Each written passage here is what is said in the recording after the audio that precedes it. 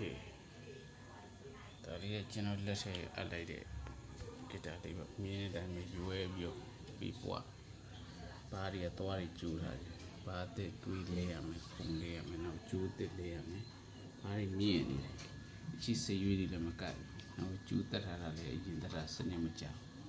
ဒါလေးနောက်တစ်ခုကကျွန်တော်ထူးပဲကွန်မပေးခြင်းလားကျူးတက်တဲ့အခါဒီလိုမျိုးတက်လို့မရတမ်းမျိုးဘာလို့လဲဆိုတော့ဒီကြီးပါးတွေကကြီးတွေနဲ့မဲသိပ်ပြီးပိတ်သိပ်အကျိုးတက်တဲ့ခါကျရင်အကြီးတွေကကျိုးမှပြန်ကပ်ပြီးကျိုးကကြီးချေမခံအဲ့လိုအထူးကိုမှပေးလို့တာဒီကျိုးဒီဘားတွေကိုဒီနှစ်ဖက်တိတ်လေးနဲ့ကပ်ပြီးတော့ကျွန်တော်ပြမယ်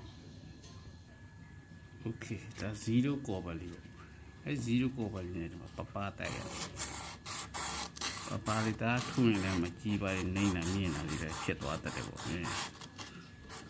ပါတိုက်တော့ပြီးတယ်ဟိုဘက်ပြီးတော့ဒီဝင်လို့ရတဲ့အနေအထားမျိုးလေးတိုက်โอเคတိုက်ကြည့်တယ်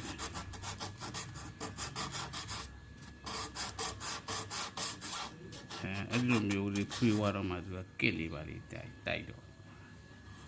ကစ်လေးပါလေးတိုက်လိုက်တာလက်ထော်ပါအနေအထားလေးကို Okay လောက်ပါပဲ thank you